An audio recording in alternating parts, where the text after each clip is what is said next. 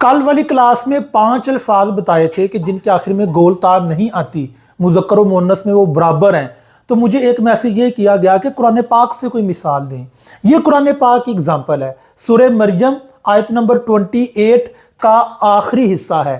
آپ دیکھیں کہ عام طور پہ طلبہ کو یہ لگتا ہے کہ یہاں مطابقت نہیں ہے، یہاں بغیتن ہونا چاہیے تھا کیونکہ پیچھے ہے امو کی. چلیں پہلے اس کی تھوڑی سی ترکیب دیکھ لیتے ہیں. کانت فعل ناقص ہے، امو کی یہ اسم ہے، اور بغیہ وقف کی صورت میں یہ ہے خبر. تو اسم اور خبر میں مطابقت ہوتی ہے، جو کانا کا اسم اور خبر ہوتا ہے.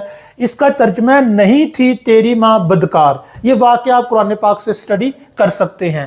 تو یہاں ہے امو کی، اور یہ مؤنث ہے، اس کا مطلب ماں ہوتا ہے. تو یہاں پہ بغیتن آنا چاہیے تھا، لیکن گولتا نہیں آئی. کیوں؟ کیونکہ اس کی اصل ہے بہوجن. یہ دیکھیں بہوجن. اب یہاں چونکہ منصوب ہے تو بہوجن پڑھ دیتے ہیں، بہوجن. اب واو یا ایک ساتھ اکٹھے ہو گئے تو واو کو یا سے تبدیل کر دیا گیا. دو یا اکٹھے ہو گئے، یا کا یا میں ادغام کر دیا گیا. تو یہ کیا ہو گیا؟ بہوجن. جب یہ بہوجن ہوا تو اب یا تقاضا کرتا ہے مجھ سے پہلے زیر آئے، اس وجہ سے یہاں پر زیر آ گئی تو ہو گیا بغیجن.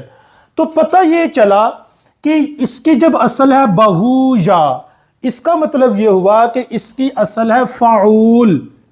یعنی اگر ہم اس لفظ کو دیکھیں تو اس نے ہونا تھا بہوجن. تو بہوجن کی اصل ہے فعولن. وہ تو چونکہ خبر منصوب ہوتی ہے اس وجہ سے دو زبریں آ گئیں، فعولن. اور آپ کو کل یہ قاعدہ بتایا تھا کہ جو لفظ اصل کے اعتبار سے فعول کے وزن پر ہو، فعول کے وزن پر، وہ مذکر و مؤنث میں برابر ہوتا ہے، اس کے لیے گول تا جو تانیث کی ہوتی ہے وہ نہیں آتی.